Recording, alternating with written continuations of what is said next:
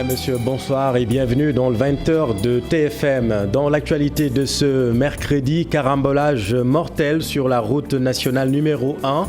L'accident est survenu à Sibassor, à l'entrée de Kaolack ce matin à l'aube. 3 personnes sont mortes sur le champ. Le bilan provisoire fait aussi état de 7 blessés. Une assemblée générale se transforme en une bagarre générale à Mbour. L'affrontement a éclaté entre éleveurs du département réunis pour l'assemblée générale élective de l'association des éleveurs. La police a dû intervenir pour disperser la foule en colère. Incendie mortel de l'hôpital Magatlo. Le tribunal de grande instance de Louga ouvre une information judiciaire contre 3 personnes, dont l'ex-directeur de l'hôpital. L'imprudence et la négligence des 3 mises en cause seraient à l'origine du dramatique incendie. Ningeler reste une poudrière. Les paysans demandent la levée de la suspension temporaire de l'exploitation agricole de l'assiette foncière de 80 hectares. Les habitants de Dilar se félicitent quant à eux de l'arrêté préfectoral. Comment éviter le pire? Pourquoi les conflits fonciers sont légion au Sénégal? Quelle solution? Que disent les textes? Éléments de réponse dans cette édition. À la une également, la non-homologation des stades du Sénégal. Il n'y a pas péril en la demeure selon le directeur du stade de Lat Dior de Thiès. Le stade sera aux normes avant la prochaine visite de la commission d'inspection de la CAF.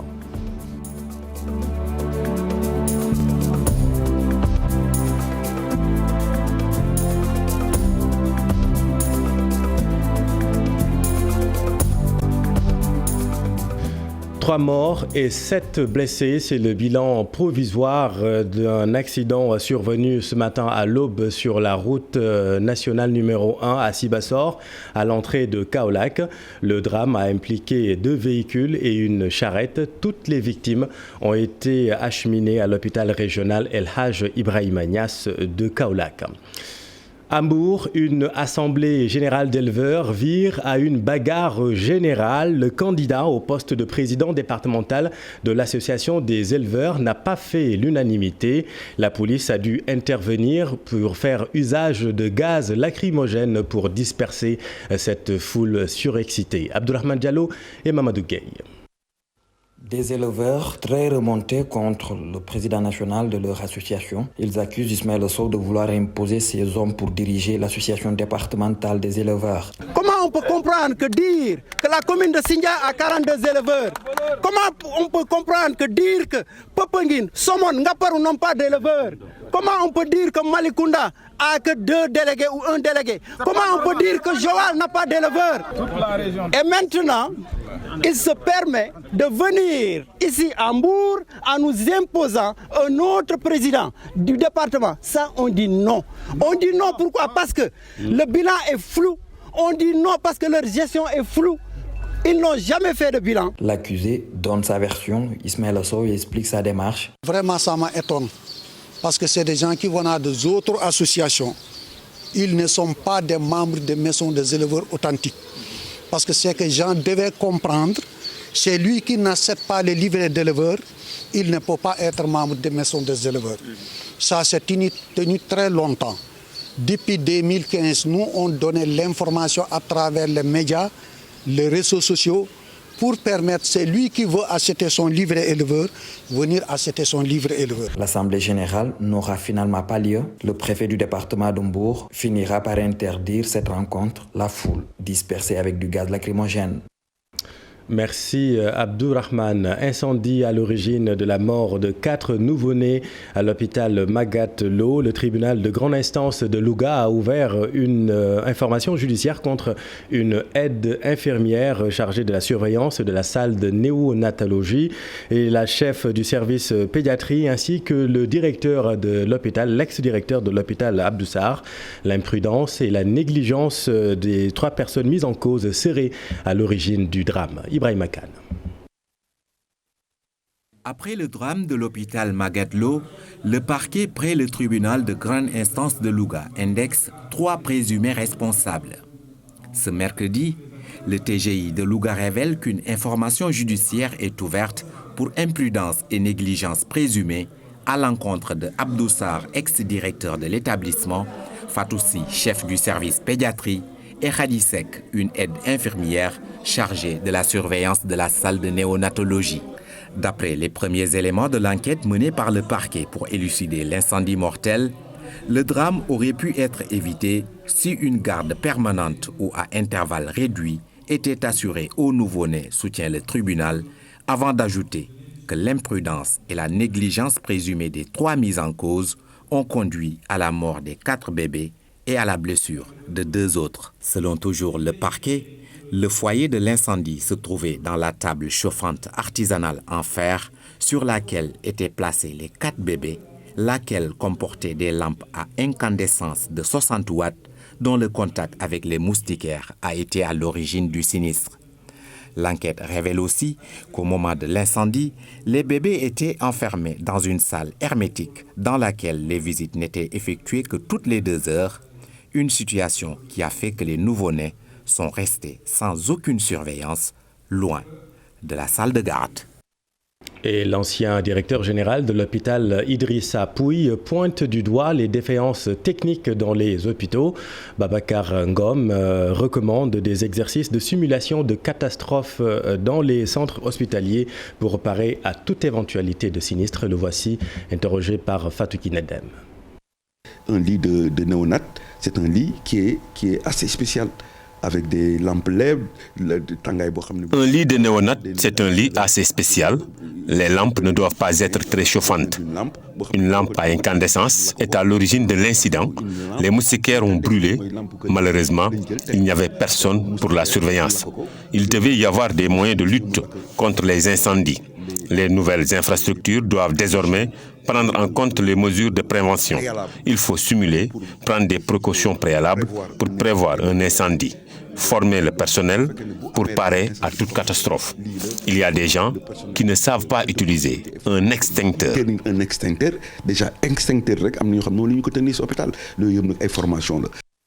Et restons dans le domaine de la santé. Ce 5 mai est célébrée la Journée mondiale des sages-femmes, une profession médicale qui consiste à accompagner la femme enceinte avant, pendant et après l'accouchement. Dans ce reportage, Dieynaba Diop raconte les jours heureux de son métier, de même que les moments de solitude les plus sombres.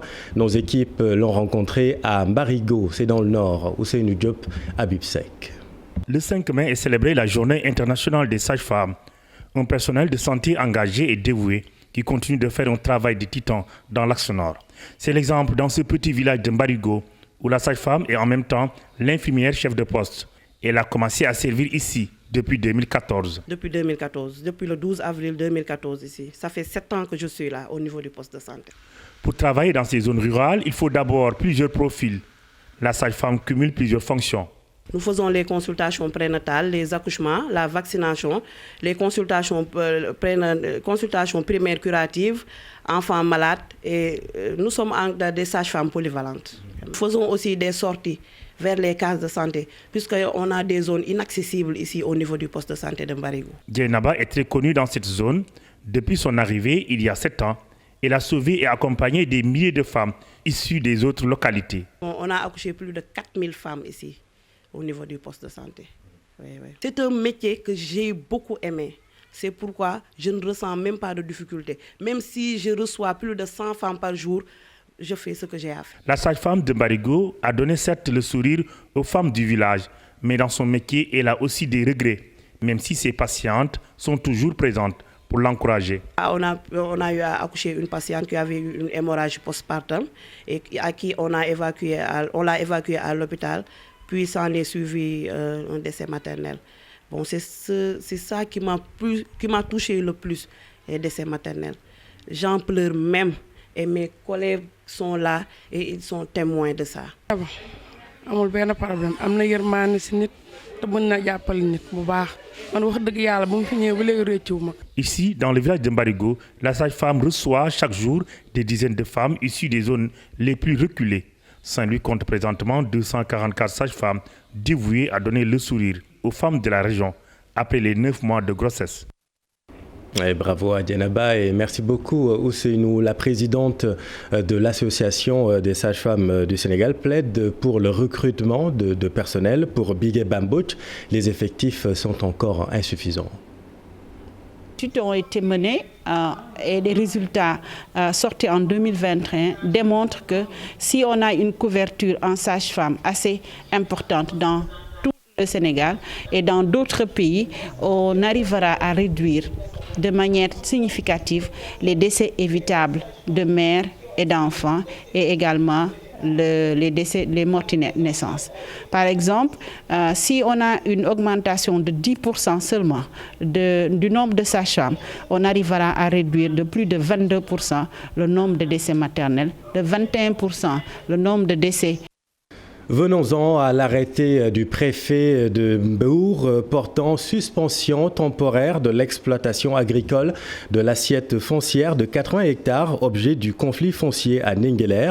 Décision administrative motivée selon le préfet par des risques réels de troubles à l'ordre public liés à des menaces d'affrontement entre habitants de Ninguélé et travailleurs de Sedima SA. À Ninguélé, les habitants demandent la levée de la mesure administrative pour leur permettre de travailler pendant l'hivernage. L'arrêté préfectoral est approuvé en revanche par les habitants de Dilar qui ont décrété hier les cultivateurs de Ninguélé personnes non grata dans le périmètre objet du litige. Ninguélé reste une poudrière. Le gouvernement n'a jamais tranché ce nœud gordien, l'arrêté du préfet de Mbour, comme la décision de restitution des terres aux paysans de Ninguélé annoncée dans un communiqué du ministre de l'Intérieur en juillet 2020. On a particularité de cacher la poussière sous le tapis, suspension temporaire ou mesure provisoire. Le problème reste entier. La question lancinante comme les conflits fonciers qui sont devenus légion au Sénégal, qui sont devenus monnaie courante. Que disent alors les textes sur le foncier? Quelle est la responsabilité des collectivités territoriales? Élément de réponse, Fatou Bintou Conté et Tierno Laurent Mendy. Le foncier constitue un véritable problème au Sénégal. Des conflits, on en rencontre presque dans toutes les localités. Et la principale cause demeure la méconnaissance de la loi sur le foncier par les populations. Aujourd'hui, au niveau des tribunaux, plus de 80% des litiges sont des litiges fonciers. On a observé un phénomène de résistance, on peut dire, de réticence dans l'application des dispositions de la loi sur le domaine national qui abroge formellement les droits coutumiers. Car la terre pour les autochtones est une question d'héritage, donc difficile pour l'État de réformer. Il n'y arrive pas parce que c'est une question extrêmement complexe qui demande, parce que la terre, ce n'est pas qu'une marchandise. C'est-à-dire il y a un certain nombre de relations, si vous voulez même très intimes, entre la personne et la terre. Et parfois aussi, l'administration ne joue pas le jeu pour pouvoir donner plus d'assurance aux populations. Ça peut être les acteurs fonciers des administrations, mais aussi les acteurs fonciers en tant que les autorités qui sont chargées de la gestion foncière à un niveau décentralisé. La seule solution actuellement est la communication et à tous les niveaux. On dit nul n'est censé ignorer la loi, mais en fait, en dehors des praticiens, beaucoup de gens ne connaissent pas la loi foncière. Il faut expliquer. Quand on prend des décisions qui ont des implications sur le plan social et économique, il faut informer les populations que telle disposition... À mon avis, c'est de reprendre la réforme foncière de façon inclusive et de prendre des décisions qui permettent à l'État d'être garant, mais sans que l'État ne soit partie prenante. Merci beaucoup, Fat Bintou. Dans l'actualité également, l'Union nationale des consommateurs du Sénégal condamne la hausse présumée des produits dans les magasins de grande distribution. L'UNCS annonce la mise en place d'un comité de suivi des prix sur l'étendue du territoire. L'Union a tenu une conférence de presse ce matin. Alassane Bathily est le coordonnateur de l'UNCS des jeunes. Nous l'écoutons avec Maïmouna Ndiaye. Nous sommes sur le terrain de recenser certaines anomalies parce que nous tous nous sommes convaincus que la situation du pays est très difficile, surtout dans ce contexte de Ramadan. Certains commerçants profitent maintenant de hausser les prix des denrées de première nécessité. C'est tout à fait regrettable. Et nous appelons aussi maintenant l'État au suivi, parce que c'est eux qui régulent le marché. Partout, on a essayé d'installer des comités de sensibilisation, mais aussi de veille. Et si ces cas maintenant se présentent, on va essayer d'écrire maintenant à l'autorité compétente pour qu'ils essaient maintenant de rectifier ces tirs-là. Parce que nous tous, nous savons que les Sénégalais sont très fatigués en ce moment. Et les commerçants du marché champ de course veulent une meilleure promotion du site. Selon eux, les clients se font toujours rares depuis l'ouverture du marché. Vous allez le voir, ils sont nostalgiques de l'afflux d'acheteurs au marché Sandaga, fermé, vous le savez, pour raison de réhabilitation. C'est un reportage de Habib Faye et Modou Diop. Que des cantines fermées, le nombre de commerçants se compte au bout des doigts. Ils sont entre mévente et rareté de la clientèle. Nous sommes au champ de course. Dans ce marché sont logés les déguerpis du marché Sandaga. Ici, les commerçants ont construit un mur de lamentation à cause de l'enclavement de leur terrain d'activité. Imaginez, beaucoup de gens viennent et retournent sur leur lieu habituel. Ce marché n'attire pas de monde. Il est méconnu. Ce n'est pas tout le monde qui connaît ce marché. Les clients viennent à compte-gouttes. Mariama, depuis son installation, peine à écouler sa marchandise. Les gens ne connaissent pas trop bien ici. À peu près 10 000, 15 000, comme ça. Cependant, faire la promotion du marché champ de course est sollicité. Il faut organiser une foire pour faciliter la promotion du marché. C'est ce qui nous arrange, même pour écouler nos marchandises. Démoli en 2020 pour en faire une peau neuve, le marché Sandaga est toujours en chantier. Ces acteurs relogés au champ de course ne retrouvent plus leur compte sur ce site de recasement. En effet, ils sont retournés sur leur lieu habituel, malgré la course avec les forces de l'ordre. Merci Habib. Dans l'actualité également, le département de Guédiawaye a abrité le premier guichet unique Pôle emploi et entrepreneuriat hier. L'objectif est d'implanter dans les 45 départements tous les dispositifs propices à l'insertion économique des jeunes.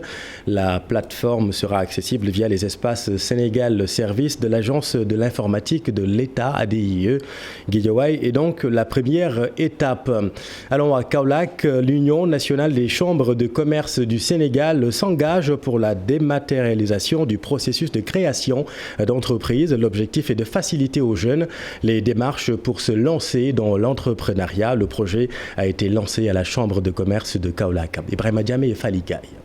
C'était tout un processus physique butant sur des lourdeurs et des lenteurs pour l'obtention du NINEA et du registre de commerce indispensable pour booster l'entrepreneuriat, le commerce et l'auto-emploi. Consciente de cela, l'Union nationale des chambres de commerce du Sénégal a décidé d'éliminer ce processus physique pour mettre en place le système électronique. Vous savez, aujourd'hui, tu ne peux pas voyager sans passeport.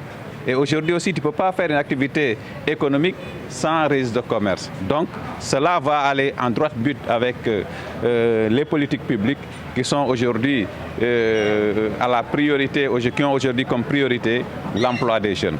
Donc, c'est pour cette région que vous avez vu aussi, nous avons ici le greffe du tribunal, nous avons le président du tribunal, nous avons les présidents des autres chambres consulaires des autres régions. La délégation à l'entrepreneuriat rapide, partenaire privilégié des chambres de commerce, salue ce passage du physique au virtuel avec tout ce que cela comporte comme opportunité. La phase que nous entamons aujourd'hui, c'est une phase qui va nous permettre de réduire les délais de traitement,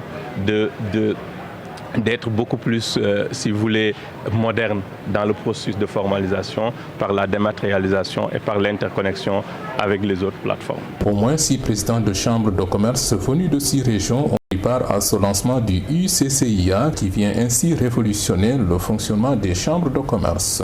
Merci Ibrahima et sachez que vous avez jusqu'à vendredi si vous voulez être recruté par la gendarmerie nationale comme gendarme adjoint volontaire. Les dépôts de candidature ont démarré depuis le 19 avril et plusieurs jeunes motivent leur intérêt pour l'uniforme par le manque d'emploi. Reportage à l'école nationale des officiers de la gendarmerie nationale de Ouakam, Cheikh Diop et Amadou Ba. Il a son dossier et tous les documents demandés sont au complet. Cet étudiant en deuxième année en lettres modernes est tenté par le service militaire. Il n'y a pas de travail au Sénégal, mais on en profite aussi. Comme c'est une opportunité, pour nous en tant que jeunes. Ses camarades parlent de passion, un rêve d'enfant qui en passe de se réaliser. Une manière aussi de servir la nation. C'est par amour aussi et par motivation aussi. En fait, depuis petit, j'ai toujours voulu être homme de tenue, quoi. C'est pour cela. Mon oncle aussi est gendarme, donc quand j'ai entendu cette occasion, je me suis dit que c'est le moment parfait. Donc je me suis dit que je vais venir pour tenter ma chance. Ils sont venus de différentes régions du pays. La problématique de l'emploi des jeunes, aussi posée, reste une préoccupation. D'où cet appel au chef de l'État. On veut que le chef de l'État nous aide pour qu'on puisse développer nos pays, pour aider nos parents. La gendarmerie nationale recrute 3000 gendarmes adjoints volontaires. Une première au Sénégal, une nouvelle catégorie de personnel dont le statut permettra à ces agents de participer aux missions de la gendarmerie sur le territoire national et international. La durée du service est de 5 ans. Des modalités sont prévues pour leur intégration dans le corps des sous-officiers de la gendarmerie. C'est un contrat de 5 ans avec possibilité d'intégrer le corps des sous-officiers de gendarmerie qui est proposé aux 3000 jeunes qui seront recrutés comme gendarmes adjoints volontaires. Et puis retenez également à Thiès, le nouveau directeur du groupement mobile d'intervention GMI a été officiellement installé. Le commissaire divisionnaire Ndiaga Diop a déclaré que c'est avec beaucoup d'engagement et de dévouement qu'il va diriger ce corps d'élite de la police nationale. Tout autre chose à présent, l'agence sénégalaise de promotion touristique et Air Sénégal SA signe une convention de partenariat. Principal objectif, mieux faire connaître la destination Sénégal et en retour tirer profit des retombées économiques. La cérémonie s'est tenue cet après-midi. Aminata Mbaresso et Youssou Baro. Une signature pour acter la coopération entre Air Sénégal SA et l'agence sénégalaise de promotion touristique. Il peut y avoir 1001 façons de découvrir un pays, mais c'est généralement l'avion qui mène à la découverte de nos sites touristiques, de notre culture, de notre patrimoine, de nos plages et à Dakar et au-delà. Air Sénégal est donc l'élément premier du produit touristique sénégal. Par cette cérémonie, je souhaiterais vraiment m'adresser à tous ces acteurs. Les hôteliers, les intermédiaires, les agences. Air Sénégal et ASPT sont ensemble pour ce travail que nous voulons achever, de manière à faire du Sénégal le premier hub aérien et touristique de la région. Ensemble, les deux structures nationales comptent travailler pour la promotion de la destination Sénégal. Pour ce faire, notre accord prévoit plusieurs actions de promotion, de relations publiques et d'information conjointes.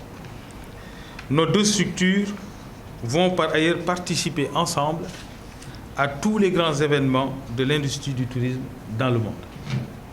Cette formule, nous l'avons expérimentée brillamment en Côte d'Ivoire au mois d'avril. À la suite de la convention, des concertations vont se poursuivre avec les autres acteurs du monde touristique et aérien.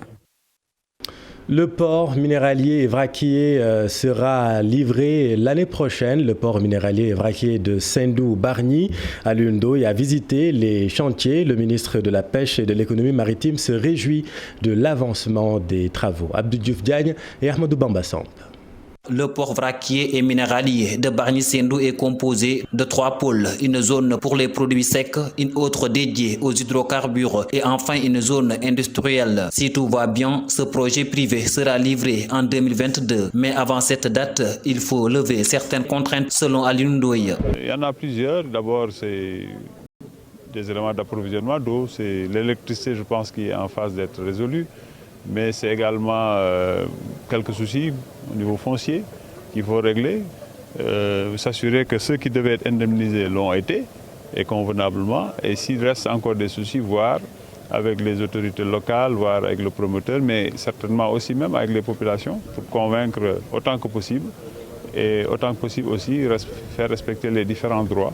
Le ministre de la Pêche et de l'Économie maritime a visité le chantier et se dit satisfait de l'état d'avancement. Le plus important, je crois que c'est cette jetée-là qui aujourd'hui est terminée et qui constitue en tout cas le gros des investissements. Quand on vient là, on se rend compte du niveau d'évolution vraiment de ces travaux-là.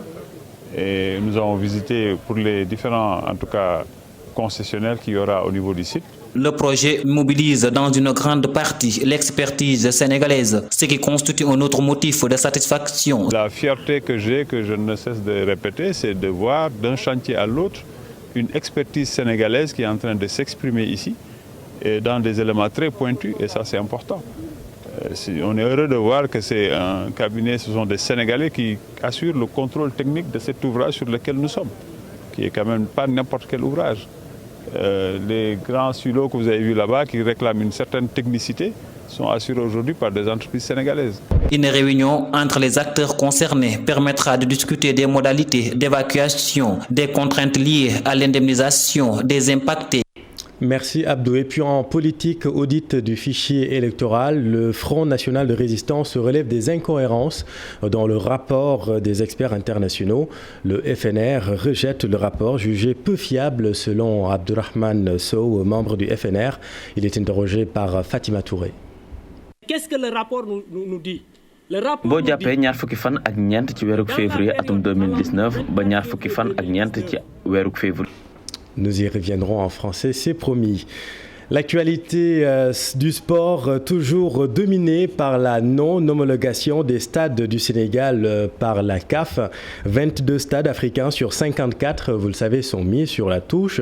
En ce qui concerne le Sénégal, il n'y a pas péril en la demeure, selon le directeur du stade de Lat Dior de Thiès. Les travaux de rénovation du stade seront terminés avant la venue prochaine de la commission d'inspection de la CAF. Voyons tout cela avec Cheranta Diop et Céla Thiers. La non-homologation du stade Lat Dior de Thiès suscite une grosse polémique. D'après une inspection de la CAF, Confédération africaine de football, du 18 mai, Lat Dior de Thiès est en sursis. Dans la capitale du rail, les avis sont partagés. C'est une très grosse déception pour les sportifs du Sénégal, mais aussi pour les Thiessois. Parce que déjà, Thiès avait déjà commencé à cette habitude-là de recevoir l'équipe nationale ici. L'enveloppe qu'on dit qu'on a mis là-dessus. Et si tu viens, tu regardes le stade, tu ne crois pas qu'on a touché le stade. Il y a la Coupe d'Afrique qui s'approche. Ils n'ont pas homologué un seul stade au Sénégal. Mais ça, c'est une déception et un recul pour le pays. Pas de péril en la demeure, dixit le directeur du stade Lat Dior de Thiès. Les autorités ont trouvé les moyens dans l'optique de pallier le déficit infrastructurel. Lors de la dernière visite des instructeurs de la CAF, ils ont émis certaines recommandations. Les travaux sont à presque 95% de réalisation. Donc d'ici à peu près 10 jours, toutes ces recommandations-là seront terminées. Il n'y a pas de problème au niveau de la pelouse, il n'y a pas de problème au niveau de l'éclairage. Donc c'est de petits détails. Pour l'heure, des ouvriers sont mobilisés. Ils engagent de grands travaux de rénovation en attendant la venue prochaine de la Confédération africaine de football pour une autre inspection. Cher Anta, dans tous les cas, le Sénégal doit tirer des leçons sur la non-homologation du stade de Lat Dior. C'est le sentiment du journaliste Aliou Goloko. Il est expert média de la CAF. Il préconise la construction de stades multifonctionnels dans 5 pôles régionaux afin de développer une véritable économie du sport au Sénégal. Le résumé de Mamadou Fall. L'onde de choc dans le milieu du football, la première nation dans cette discipline en Afrique n'a pas de stade homologué par la CAF. C'est dommage qu'un pays comme le Sénégal n'ait pas un stade homologué à cet instant. Mais comme on dit souvent, quelque chose de malheureux est bon. Le fait qu'on n'ait pas homologué le stade Lat Dior en son état actuel a alerté, et je pense assez alerté nos autorités publiques pour donner encore plus d'impact et plus d'intérêt. L'expert média à la CAF théorise la construction des stades multifonctionnels dans certains pôles régionaux. Notamment à Kaolack. Je le dis tout le temps, c'est une ville carrefour. Je ne suis pas originaire de Kaolack, mais c'est une ville carrefour qui, avec un grand stade fonctionnel, multisport, pourrait polariser les régions de Fatick, de Diourbel. Et c'est au cœur du Sénégal. aller également dans la partie orientale à Tambacounda, dans la partie nord à Ourossogui, Matam, Dagana, Podor ou Richard Toll, mais également dans le sud avec la Casamance.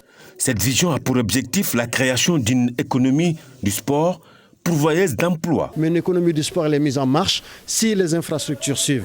On est à l'ère, et c'est dans l'ère du temps, on parle beaucoup d'emploi des jeunes et tout, et le sport est une affaire de jeunes. Avec un pays qui a une population où 60% de la population a moins de 30 ans, je pense que ça devrait être une priorité aujourd'hui.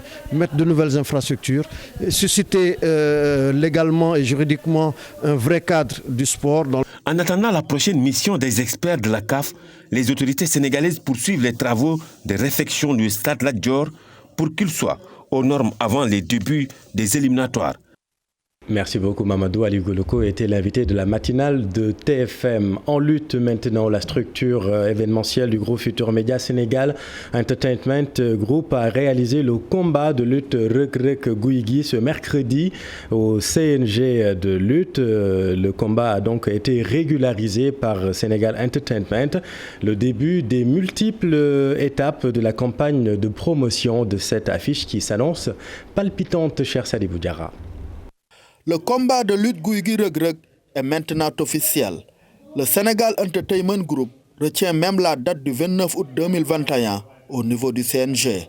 Une affiche qui ne va pas manquer de promotion. Il y a beaucoup d'activités qu'on voulait faire, mais on ne pouvait pas le faire sans pour autant régulariser le combat d'abord. Donc là, on vient de régulariser. Donc d'ici peu de temps, on va dérouler le programme, Inch'Allah, pour voir comment on va faire pour le programme du 29 août. Le camp de Gouye Gui lance déjà les hostilités. Notre motivation dans ce combat, c'est la qualité de l'adversaire. Reug Reug est un jeune, craint dans l'arène, mais nous avons l'habitude de freiner les jeunes téméraires. Nous allons lui infliger sa première défaite. Le Sénégal Entertainment Group, une structure ambitieuse dans l'organisation de combats. On vient de régulariser le combat Gouye Gui et Reug Reug et on est en train de ficeler d'autres combats pour l'année prochaine, Inch'Allah. L'affiche Gouye Gui Reug Reug du 29 août prochain, un baptême du feu avec de multiples enjeux pour l'organisateur et les lutteurs. Merci cher. Et dans l'actualité internationale, le kidnapping d'un journaliste français indépendant au Mali, la libération de 29 étudiants enlevés le 11 mars dernier dans leur université du nord-ouest du Nigeria, et puis Israël qui va changer de Premier ministre, Benjamin Netanyahu remplacé par Yair Lapid, chef de l'opposition chargé par le président de former un gouvernement. Daniel Diouf. Il est journaliste français indépendant, son nom Olivier Dubois. Dans une brève vidéo d'une vingtaine de secondes, il a indiqué avoir été kidnappé dans le nord du Mali par des djihadistes affiliés à Al-Qaïda.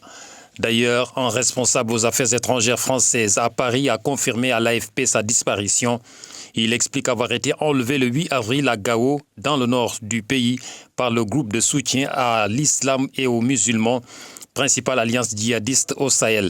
Dans la vidéo, Olivier Dubois s'adressait à sa famille, à ses amis et aux autorités françaises pour qu'elles fassent tout ce qui est en leur pouvoir pour le faire libérer.